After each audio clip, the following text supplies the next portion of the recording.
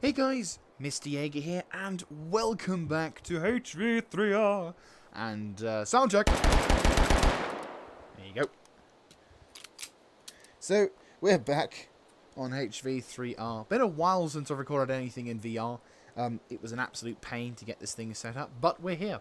So I'm going to be doing this video in a semi-quick fashion, but I'm hopefully going to be able to get all of the important things in. So obviously we are in patch 13 of the Alpha 52, so with the other Alpha pretty much right around the corner. At the time of this recording, I hope to get this out by about Friday. It's Thursday, I know, late on the mark, but it's fine. So we're going to go through this as fairly quickly as possible. Now, obviously, I'm probably going to do more on other things, so if I miss certain stuff, I will go and obviously readdress it and all that jazz. But we're on the revitalized Christmas map. We're no longer on that one with the loot boxes in the background now. It's just the regular stuff and the more combat-orientated locations. There's even more point. There we go. Let's try and speed this up. Try and also avoid whacking shit. Actually, you know what? I'm just gonna go to teleporter. So apologies for all you people who suffer from motion sickness. So there you go. New areas to explore, more things to destroy, more Gatling guns to have fun with, which I'm loving. Little old holiday sort of thing. This is the most open environment for HV3R as well, if I'm not mistaken, which is a bit of a shame because I would love to have more levels based around sort of semi-open environments. A lot of this particular, I say open, like open with like a presence onto it. So there's like the whole extra little things there. It's rather scary. Xmas imagery, as well as some other stuff. Oh, Jesus Christ. That's awesome. So, yes, there's more things now to do. This area is much bigger. If I'm not mistaken, there was actually a pathway. Or is that just the shadow? That is just the shadow. That's creepy. But anyway, so we're going to go back up to the top now to give you guys a bit of a good old showcase of weapons. Can I be cheeky breaky? I can be cheeky breaky. Right, now let's actually get back to the old mode of moving, so I can actually move like normal. Best movement mode. So, what we're going to be doing is we're going to zip through some of the weapons and showcase some of the other things. So, in the few updates that we've had since the last recording, I even streamed some of them on my VR stream, which this was admittedly when we got a few World War II stuff, so we're going to kind of focus on World War II primarily, but we'll have a few of the more modern things. So, first of all, we've got a few new pistols and other such things. One of which being this little beauty, the P38 Walther. Nope, that's not the one I wanted. That's the one I wanted. So this is the P38 Walther pistol. Fires a 9.19 by 19 millimeter cartridge. One of the other options, and the more modern German sidearm for officers in both the Wehrmacht and the SS. A really good sidearm. Truth be told, close to being my favourite secondary of the Second World War. I mean, the Luger and the Walther P38 are absolute glorious weapons. I mean, truth be told, the grip on this thing feels a lot nicer. I've held one in real life. Same goes for the Luger, but this feels just nicer. And the sights are also absolutely divine. These ones are okay, but they have the problem, whereas these things kind of reinforce and focus your eyes down to the center, which is a really nice thing. There is also a stubby version of this, if you fancied it. So there you go, you have a stubby version of this weapon. Why you would want to have it, I don't know, but there you go, stubby version. So there you go for that pistol. Also, now there should be a 1911 Defender, which is basically a small one, but for some reason I don't have it, unless there's something that I've got in the wrong section, but I don't have it, so unfortunately I couldn't find it, and I don't have it, and yeah, so unfortunately we don't have. But what we do have, in terms of pistols, just triple checking, is a new breech loader. For a long time we had this thing, which was the rolling back handgun 1871 Navy, which is terrible, because I can't fire the damn thing. Whereas now, we've got the Contender 4570, which is a much simpler, much more enjoyable weapon. It also has Picatinny, for all you Picatinny fans out there. So, how do you find this weapon? You hit left on the D-pad, you get a bullet, obviously, you slot it in, giggity, and then you hit down on the D-pad when your controller wants to behave, and now you're ready to fire. Only one shot, though, which is a bit of a shame, but when you fire it, you miss, because you don't have at all any decent accuracy. Unfortunately, though, you can't flick it into action. You have to actually press it when you aim properly. There you go. But yeah, when you eject, the simple ejection of the round, like any tube-fed weapon, you slot the round in. We'll have one more shot. Bang. You open up the breech on the left side, and then you flink it out like so, resulting in the round going through. So there you go. Any of you fans wanting a more simplified breech loader with a Picatinny, there you go. All dandy for you, which is lovely. Still trying to look for that defender, but oh well. So going into, I think, shotguns. There are new types of shotguns, but I don't remember if I've actually talked about them or not. So I will quickly talk about them now, but I will literally just say what they are. Because there's two new, I think there's like a few types because of how like the system was made. But basically, you've got the very classic, you've got the famous double barrel shotgun, which does work as intended. So you slot 2 rounds in, you then cock the 2 percussion cap style weapons, and the shells come out like so. So there you go for that shotgun over there. That's pretty cool. Much more enjoyable. Get the fuck in there. There we go. Then you have this thing, which is basically the same version, only much shorter. It even has multiple storage. So if you're in a zombie survival mode and you in the 19th century, and you want to look like a badass, you're welcome. And then you grab the rounds from so. Grab this one like so.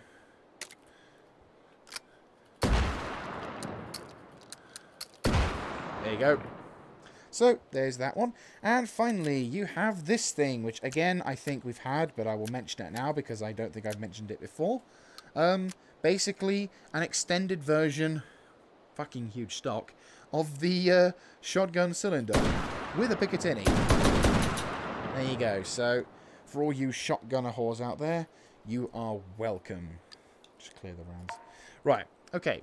So, out of the shotguns, because I don't think there is actually anything, they say tube-fed, magazine-fed. No, there is nothing that I haven't mentioned before. Right, so going on to SMGs. There's actually a couple of new SMGs, which is literally just 2. It's literally just 2. Oh, by the way, the squeaking is my controller. It's what happens if you whack it a couple of times. Okay, well, we'll start with this one, the Model 38. Which I believe, now I could be completely wrong, so if you are an expert on these things, don't murder me, but I believe is the Italian submachine gun, which is a very popular design, or at least very popular in a sense of commercial success, of the bit I remembered reading. But no, this one's I think I potentially personally, it could be that the one I was thinking of was in fact an import of this particular weapon. But this one fires 9.19, so similar SMG round.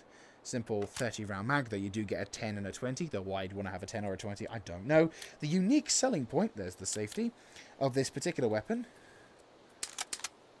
is the fact that this little beauty has almost no recoil. Check it out, full auto. Can't hit shit, but that's okay. It's not the gun's fault. So, if you wanted a weapon that has almost no kick to it, you wouldn't be going wrong with this thing. Let's go full auto, not try and hit anything. An absolute beauty of a weapon. Definitely nice when it comes to engaging in long range. Oh, in fuck's sake, that's what I was worried about. In combat, I loathe these wardrobes. They are good, useful tip. If you're ever thinking about getting VR, don't have wardrobes, or don't use VR in the same room with wardrobes that are higher than you. It is terrible. You will whack them without realizing so many times. I'm probably going to have to replace these someday. Anyway, so the next SMG that we are going to be working with now is the, and I'm going to probably butcher its name, the Blizzawika. Blizzwika. Let's hope that is the actual correct term. So this is the Blizzwika, which is basically a Polish submachine gun developed in the ghettos of Warsaw during, and also resistance members during the Second World War. It's a very, very weird looking weapon, not going to lie. But again, it is of that sort of stamped steel, or not even stamped steel. This thing, you know, if you thought the Sten, if you like having factory sort of stamped steel with like bare essential designs, this thing is going to give you such a hard on. Folding stock, in, well, in a sense, it folds, though it's very, again, it's very ugly. But hey, it's got a very simplistic design, but that's what it was for. You know, it was used by the Polish resistance, and this thing has a very short stock. Like, if you're really wanting to aim this thing, you have to pretty much get like this close style of combat. It uses 9.19, probably also adapted to fit the German MP40 mag. So there you go. The Blizzwika, which is terrifying. So, but still, if it worked and it did kill Germans, which I imagine it sadly did, then yes, there you go. There's a weapon that the resistance from the Polish people had, which was pretty nice. Absolutely ugly as hell, but what can you do? Going on to more weapons from the Second World War. Now, everyone knows what this weapon is. This is the M1 carbine. This is a very famous low-caliber pistol. Well, it uses a pistol cartridge in a carbine form, and also was part, and its successor, finger quote, was utilized in the first ever assault rifle. Well, I say for the Americans' attempt at making an assault rifle post World War II. My personal preference of this particular weapon is of the para drop design, which has the metal folding stock, but that's besides the point. Very reliable weapon, very nice weapon, and my favourite quote about it, I'll never stop finding it hilarious, is a veteran saying, "The M1 carbine, fast, effective, and completely useless in over 200 yards." But yeah, fairly famous weapon, utilising 15 rounds, and you know the deal. It's you've seen it in loads of World War II films, World War II games. It's there. Well, obviously, before the Americans came up with this design, no one in World War II had a sort of, oh, I know exactly what we're going to need. People experimented, and the good ones went through. So we've got a few weapons, which two of which I know were attempts at trying to take that spot, and one of them I'm not sure about, but here you go. So the first attempt that was trying to come through for this particular weapon design is this thing, known as the Hyde Light Rifle. Possibly the ugliest weapon I have seen in this game so far. Seriously, I'm going to say it, this is the kind of weapon that you would expect to see in Fallout New Vegas, or Fallout 3, or Fallout 4. You know, you're running through the wilderness with maybe like a hatchet or something like that. You've got no ammo. You find a couple of bandits. You're lucky enough to kill both of them. One of them drops this. You use this as a bare bones gun. Fires the same cartridge rounds as other before. It has very terrible, in my opinion, by the way, very terrible circular sights. I loathe these kind of sights because I can never really... I mean, obviously in real life, different story, but in this game, it's terrible. You never actually easily see through them, because the thing is, it kind of requires you to really shoulder in. And obviously in VR games, you can't really shoulder in, because then you just whack the... the front of your controller into your headphones, or into your set, so obviously... But yeah, there you go. So, that's the Hyde Light Rifle. So, obviously, it probably had some good points to it. Maybe it would be made a little bit more shinier, maybe nicer, but unfortunately, didn't work. So, what was the other weapon design? Well, Yeah, the Thompson. So the company that made the Thompson, who had already been very successful with the Thompson, thought, you know what would be better? Thompson. So they pretty much very lazily just converted the Thompson M1911 M1928A1 edition of their submachine gun and chambered it for this quality of rounds.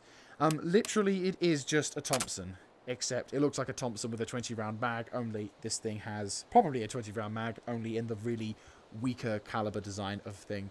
And I, again, hate these sights. I hate those ring sights. No.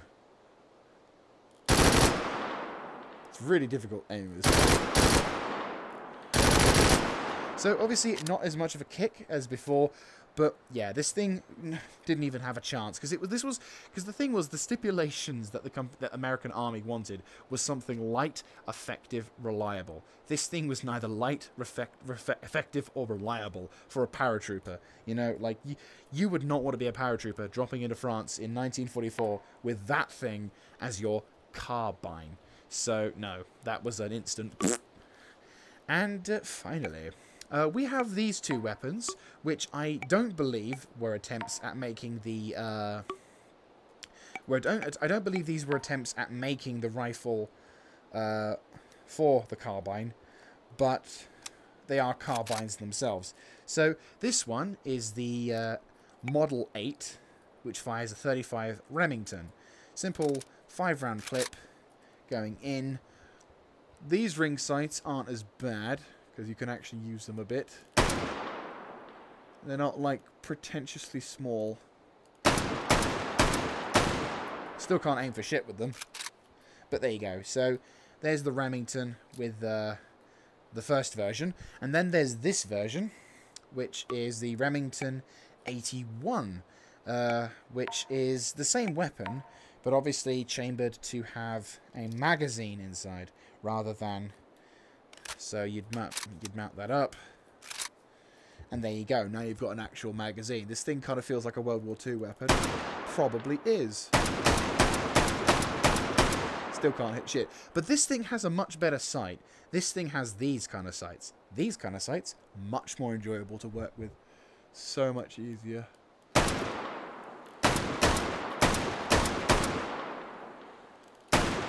There you go, and a simple eject magazine design, so that's fantastic. So again, this one definitely didn't do a good job. Well, start again. This one did a good attempt at making a carbine, didn't quite succeed, probably had a few problems with it, but you know, has a much better chance than this ugly bastard, both of which are ugly. But that's not, no, you can't just do the same shit for the same thing. You know, you got to actually do yourself an actual job. It's kind of interesting how, you know, this weapon kind of reflects what EA does with its games. Anyway, sorry about that, lads. So, for God's sake, controller, behave yourself. Sorry, this is the problem with controllers that like to misbehave. I don't know if this is a problem of the sensors or whether this is just my controller being a wanker. So anyway, with the one that does want to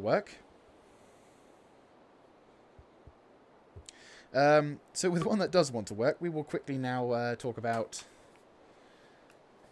what weapon will we jump onto next. We will jump onto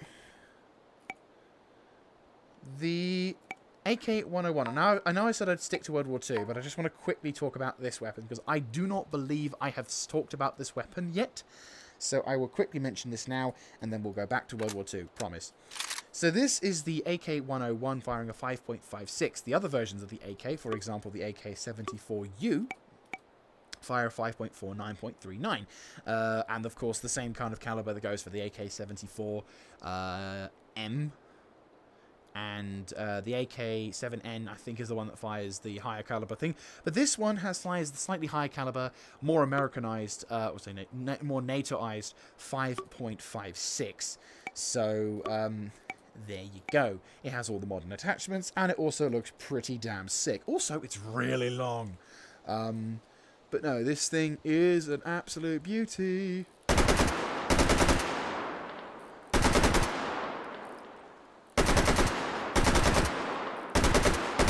I have to admit, growing up, at first I was a big fan of the of American or British weapons. I'm slowly falling in love with AKs. AKs are glorious.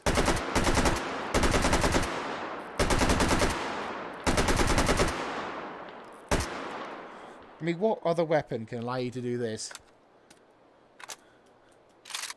as a reload? You just can't top that. You can't. I don't like the button press thing. It feels lazy. Like Americans. No.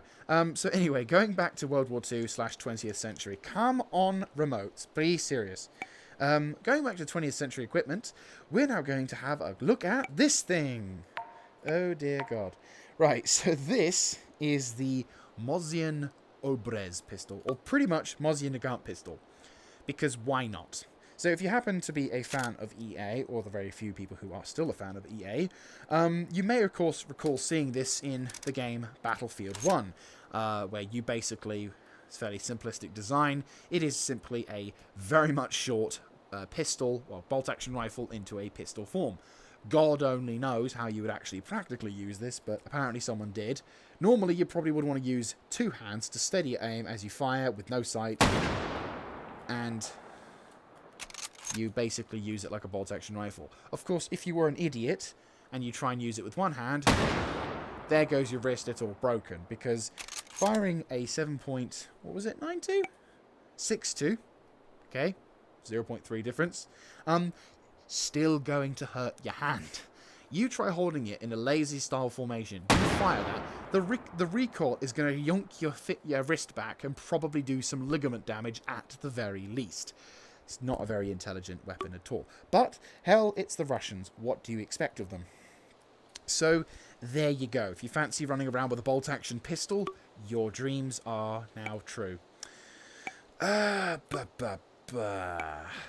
else that's going around? Right, so going back to World War II even more so, we're now going to have a look at this thing. This is the Johnson 41 rifle. Now, this thing actually did see some limited service, but I don't think it was as widespread used as obviously a certain other weapon that everyone knows about.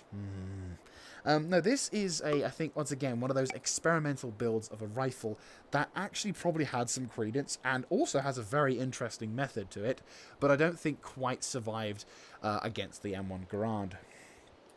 So this is the way you would utilize this weapon. Now, as you can see, there is no seemingly obvious methods for reloading. It's not reloaded from the top like most other weapons would be.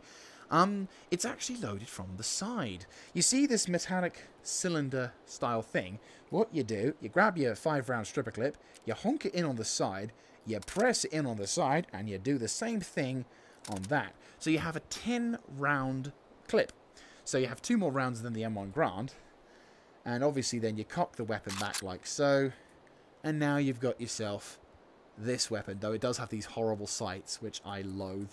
Unfortunately, that's a downer for me. But I imagine in real life, this thing would be quite nice.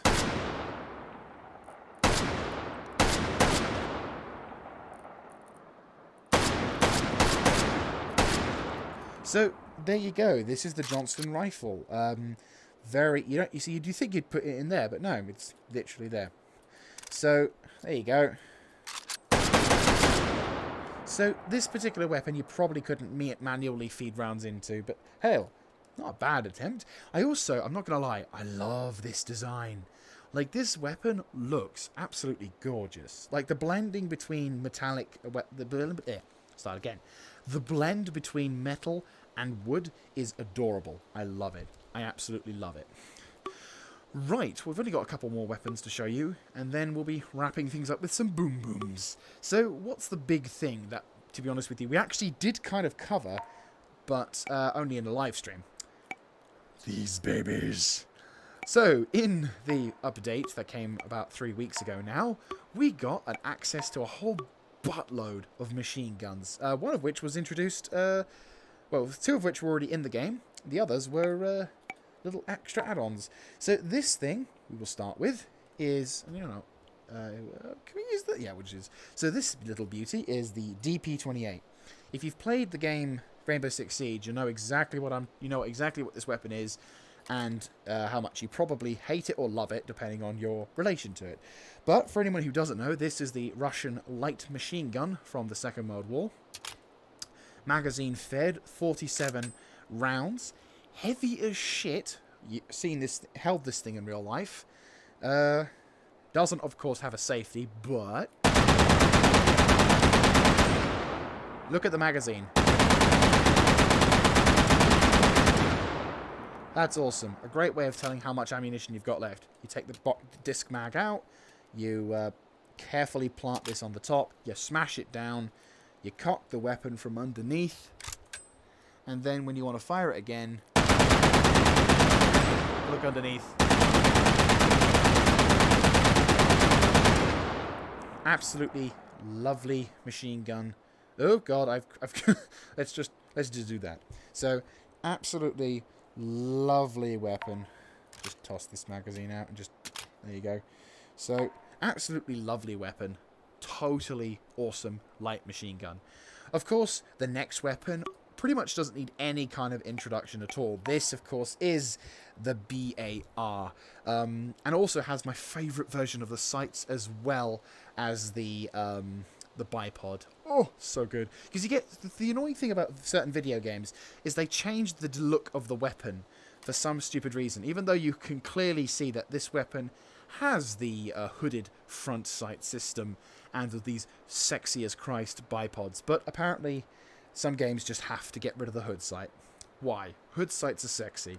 So obviously the BAR is a light machine gun, though I will query up a question more to do with the Bren, but I would raise the question with this one is I wouldn't really consider this a, I don't even think historically it was considered a light machine gun. I think it was more of a squad support weapon, which makes a lot more sense. But anyway, so the fun fact about this BAR is that this weapon has two fire modes. The first fire mode is the slow one, which is probably the more appropriate one to use.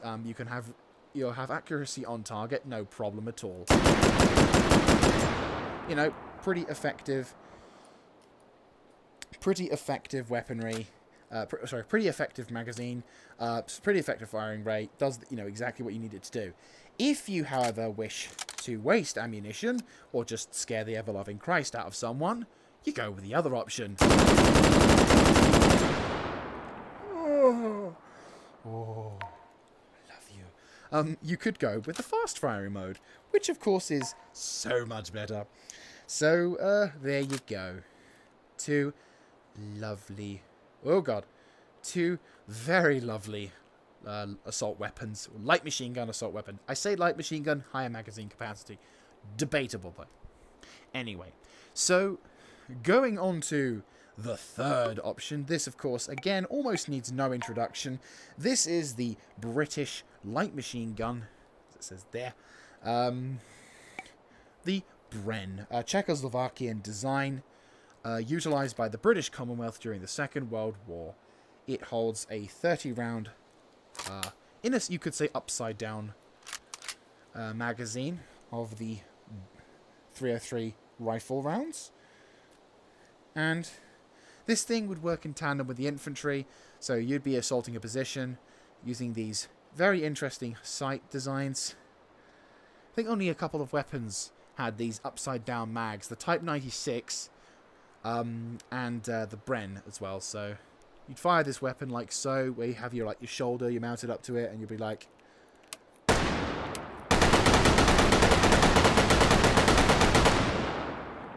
interesting fact, this weapon would not just be looking like this, but instead would have a sort of grip here to not only hold on to whilst you're running into combat, but also to help take the barrel out, so you could change the barrel if the barrel was getting overheating.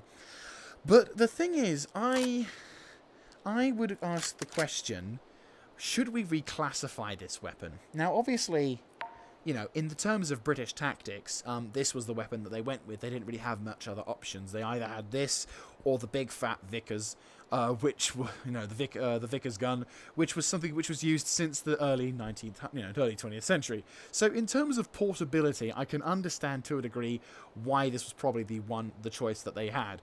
But consider this. you know, this, you know, you could say what they did, but in modern times, I would classify this as an assault rifle, or at the bare basics, a squad support weapon, because it doesn't really fulfill the role of light machine gun when you're constantly having to clip a mag out and put a mag back in. You know, in my opinion, I do not consider a machine gun or to be a light machine gun like one that you would deliver lots of fire down range if you're constantly having to switch the thing. You know, like the Japanese one, kind of the same issue. You're firing loads of rounds, but you can consecutively giving more things. Where if you have a belt-fed system, that makes a lot more sense. The MG34 and 42, for example, and the M1919 and the M19A6, both, you know, all those weapons perfectly describes a light machine gun. It provides lots of fire down range and doesn't often need to be reloaded. This thing, however, does. Same goes for the bar, and almost to a degree, same goes for the DP28. I mean, I would just personally would say that this thing seems to be more like an assault rifle, because if you get rid of the bipod, this could totally go as an assault rifle. And it's a shame that you couldn't go back in time and be like, yo, that's an assault rifle, to the British soldiers and teach them how to use an assault rifle. But that's besides the point. So that's just my little own personal gripe. I'd like to have a discussion about it, though. Any of you guys in the comment section, feel free to civically debate that sort of thing. I'd love to hear your opinions on the matter. I, by the way, am not an expert on any of the Allied weaponry. You probably will find out in a few seconds what I'm really good, what I would say I'm better at. So, to round things off for our little session, let us have a look at these little beauties. So, normally, with H3VR, the explosive option was limited to only a few of the city stuff. The grenades, the cyber grenade, the jingular, and the dynamite. There wasn't really much of an option. But now we have options. We actually get, and just accompanying the old M67 frag grenade, you ping it over and watch the thing go flying off into the distance. Bye-bye, pin. Now you've got multiple types.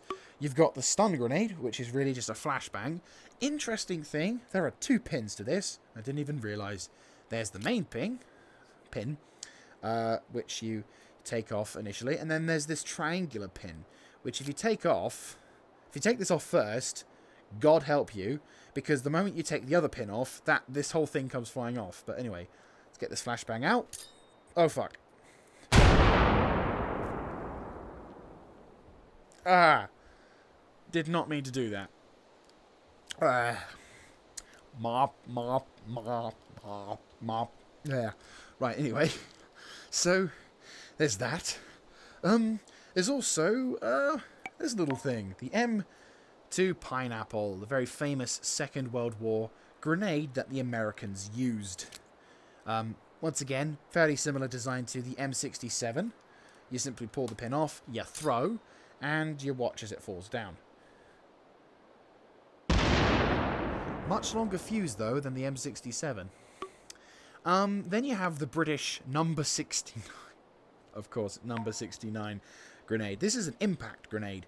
And how you arm it, you take this little cap off, and I think that pretty much has it done. Or can you put it back on? You put it back on? No.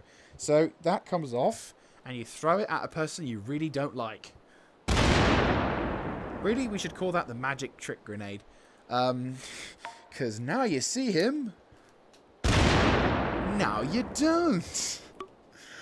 And we get these 2 things as well. Oops, wrong one. We get these 2 types of grenades as well. Smoke grenades, which is intriguing. Because you pull the pin, you toss it, and you get 2 grenades. Well, it's 2 smokes, which admittedly these ones are red. But there you go.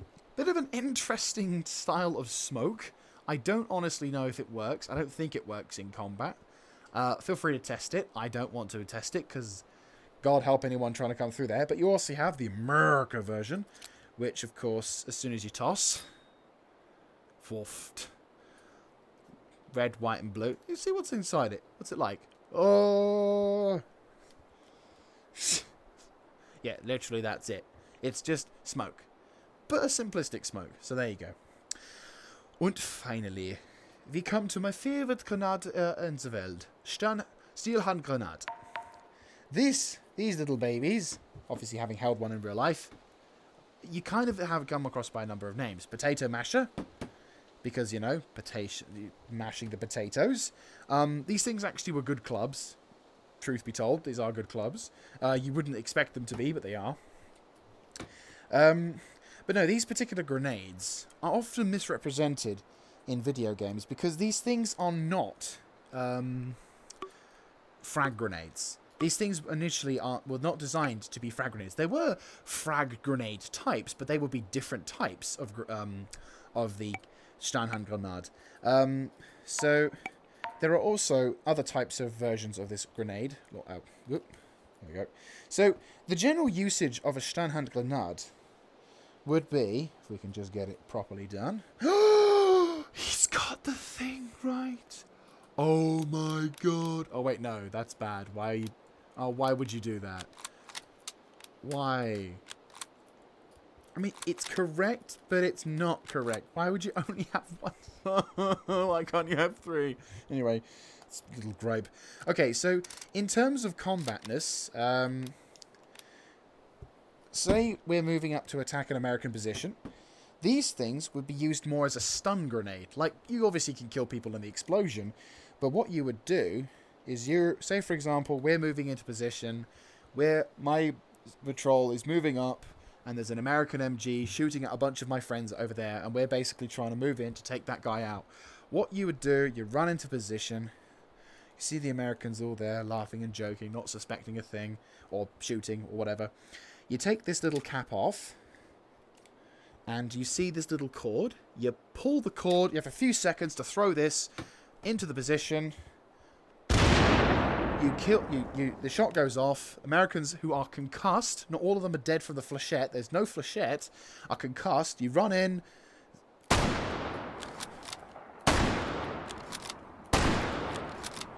And that's how you'd get the kill. So these particular grenades were designed for assaulting positions, not just killing the guys inside. They were meant to stun them.